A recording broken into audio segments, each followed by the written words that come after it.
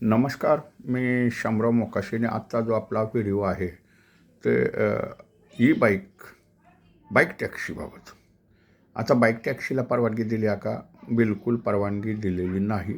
Bike टॅक्सीचे नियम हे वेगळे आहेत. आता ओला, कोला, उबेर, कुबेर ही सुद्धा ॲप जी आहेत ती बेकायदेशीर आहेत. आता ही बेकायदेशीर बाईक टॅक्सी ही चाललीच कशी? ह्याच्यावर बंधन येतील का? 100% महाराष्ट्र राज्यात बंधन येतील, हे मात्र लक्षात ठेवायचं.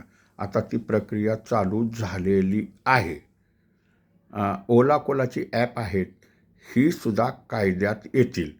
कारण आपण सगळी काय लोक म्हणतात की ओला कोलाला कुठलीही कुणालाही परमिशन दिलेली नाही, हे बेकायदेशीर माफी आहेत. आज जर महाराष्ट्रातील कुठल्याही संगणक तज्ज्ञानं एखादं ॲप बनवलं आणि त्यानं गाड्या तोडल्या तर सरकार त्याचं काही करू शकत नाही. फक्त न्यायालयाच्या निर्देशामुळं सरकार म्हणेल 5,00,000 रुपये भरा, आम्ही कायद्यात आणणार.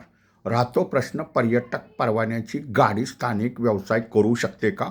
बिलकुल करू शकत नाही. हा जो गोंधळ चाललेला आहे ना, ते भाडं सगळं ही सगळी बोंबाबोंब चालली आहे. रिक्षावाल्याला असं होणार आणि तसं होणार, केवळ ह्या पर्यटक परवान्यांच्या गाड्यामुळं झालेलं आहे. आणि ह्या ओला कोलावर कुठलाही निर्बंध नाही, हे लक्षात ठेवा. तो बेकायदेशीरच आधुनिक माफी आहे, हे मात्र लक्षात ठेवा. आणि पर्यटक परवान्याच्या गाड्या बी महाराष्ट्रात पूर्ण बेकायदेशीरपणे चालतात. त्यांना स्थानिकच व्यवसाय करता येत नाही. परंतु ते बाईक टॅक्सी आल्यावर रिक्षावाला बाईक टॅक्सीला परवानगी दिल्या का? महाराष्ट्रात अशी कुठलीही प्रणावली चालू झालेली नाही. फक्त एक ते धोरण आहे आणि त्याचं अंमलबजावणी करण्यासाठी अशा टर्म कंडिशन जर कुणी 1 महिन्यात पूर्ण केल्या तर त्याला भविष्यात लायसन मिळू शकतं. परवानगी दिल्या का? नाही. पण आज ह्या बेकायदेशीर गाड्या चाललेल्या आहेत. मी प्रवाशांना एवढंच सांगणार आहे, महाराष्ट्रातील मराठी लोकांनी, जनतेनं बाईक टॅक्सीनं प्रवास करू नका. तुमचा अपघात झाला तर 10 पैसे मिळणार नाहीत. इन्शुरन्सवाल्यांच्याकडे 101 वकील असतात. कारण ही बेकायदेशीरच गाडी आहे. त्याला बाईक आहे. महाराष्ट्रात प्रवासी वाहतुकीचा 2 व्हीलर एकल प्रवासी कुणालाही एकही बिल्ला महाराष्ट्रात इश्यूच झालेला नाही. अजून तो कायदाच झालेला नाही. महाराष्ट्रात खाजगी मोटरसायकल आणि ट्रान्सफर मोटरसायकल महाराष्ट्रात एकही गाडीचं वर्गीकरण झालेलं नाही. आणि कुठलीही गाडी ट्रान्सफरमध्ये केलेली नाही. कमर्शियलमध्ये म्हणजे शासनाला कुठल्या गाड्यांना कमर्शियलमध्ये ठेवायचं त्याला मंजुऱ्या घ्याव्या लागतात, हे लक्षात ठेवायचं. बेकायदेशीर बाईक आहे. कुणीही बाईकनं प्रवास करू नका. आजच्या घडीला कारवाई 100% होणार आणि देशामध्ये महाराष्ट्र शासन हेच कारवाई करणार आहे. कारण देशामधलं वाहतूक व्यवस्थेवरती काम करणारं फक्त महाराष्ट्र राज्य आहे, हे लक्षात ठेवायचं आहे. नुसता कालवा करून काही चालत नसतं, कारण हे बेकायदेशीर लोक असतात. आता काही लोकांचा तर असाच प्रयत्न चालला आहे, मोटर कॅबला त्या ओला कोलानं भाडं वाढवून दिलं पाहिजे. कोण आहे तो ओला कोला? त्याला काय अधिकार आहे डॅशबोर्डवरती भाडं वाढवायचं? शासन भाडं, राज्य परिवहन प्राधिकरण हे एक ऑथॉरिटी, एस टी महामंडळाचं वगैरे भाडं वाढवतं.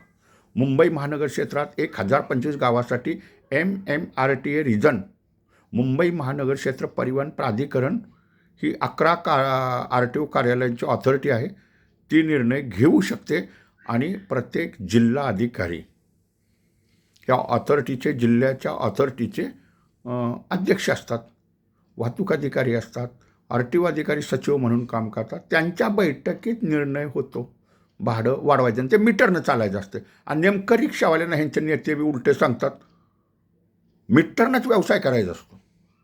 मग शासन का ओला कोला हे करतात? प्रथम शासनानं ओला कोलाच्या जेवढ्या गाड्या आहेत स्थानिक धंदा करतात त्यांच्यावरती पहिली कारवाई करा. ज्या पेट्रोलच्या बाईक ओला कोलाला जोडलेले दिसता क्षणी त्या बाईक जप्त करा. प्रवासी वाहतूक करतो त्याच्याकडे बिल्ला नाही, 10,000 रुपये दंड आहे. किती आहे? 10,000 दंड. गाडी बी जप्त करा आणि ज्याच्या ॲपवरती गाड्या चालतात त्यांच्यावरती फौजदारी गुन्हे टाका, हीच आमची मागणी आहे सुरुवातीपासून. मग नुसतंच आपलं वरडायचं. रिक्षावाला गेला, रिक्षावाल्याला गुमराह केला ह्या लोकांनी. मी महाराष्ट्रातील सर्व रिक्षा टॅक्सी चालकांना सांगतो, तुम्ही मीटरनंच खाली व्यवसाय करा. आणि आता RTOचं पेपरलेस सेवा, फेसलेस सेवा झाल्या. तुमच्याच मोबाईलवरनं काम करा. तुमच्यासाठी लेबर बोर्ड कल्याणकारी मंडळ बी झालेलं आहे, त्याचा सभासद होऊन टाका.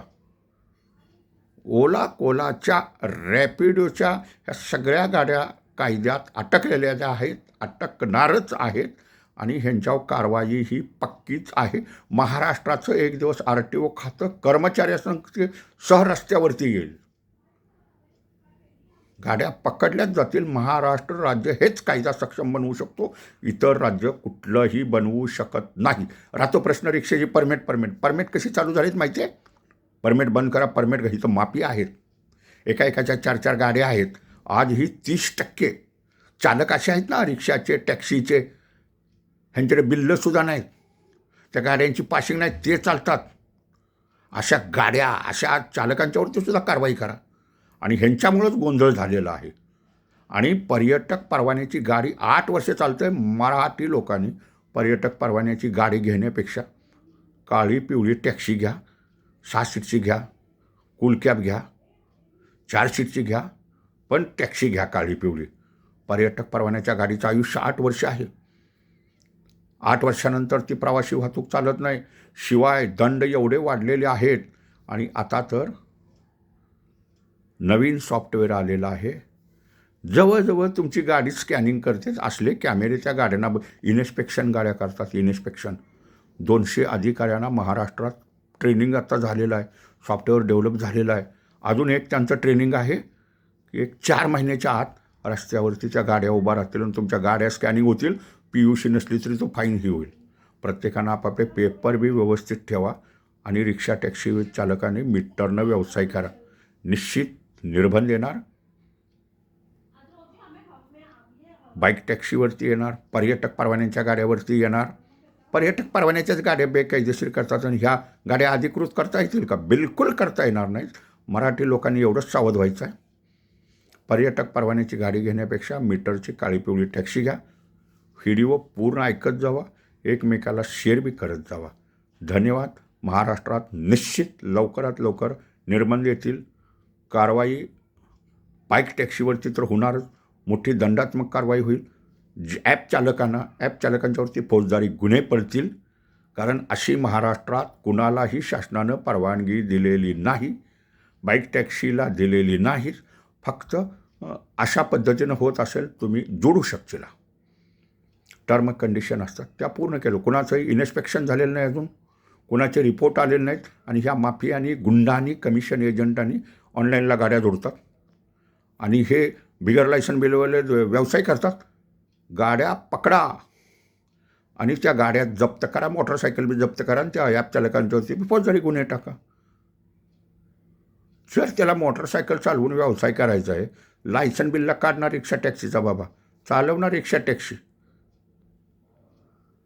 आणि बाईक टॅक्सीनं प्रवास करणाऱ्यांनी लक्षात ठेवा, तुम्हाला ते तुम्ही म्हणत असतील मुंबईत मिळते, ठाण्यात मिळते, पुण्यात मिळते, आम्ही त्या अपघात झाला तर 10 पैसे मिळणार नाहीत तुम्हाला, न्यायालयातसुद्धा मिळणार नाहीत काय 10 पैसे.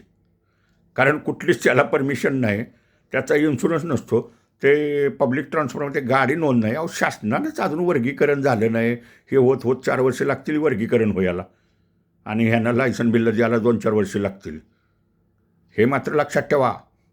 बाईक, मी तर मराठी लोकांना एवढंच सांगणार, तुमच्या बाईक त्या रॅपिडोला फिपुडाला जोडलं आणि त्या गाड्या गावल्या तर गाड्या बी जप्त होतील आणि 10-20 हजार रुपये दंड बी होईल आणि ते होणारच आहे. महाराष्ट्र राज्य हे कायदे पाळणारं राज्य आहे, प्रगतिशील राज्य आहे. वाहतूक व्यवस्थेवरती महाराष्ट्र हे सक्षमपणानं काम करतं आणि महाराष्ट्रातलं काम बघून इतर राज्य करतात, हे मात्र लक्षात ठेवायचं आहे. धन्यवाद. हा व्हिडिओ शेअर करा.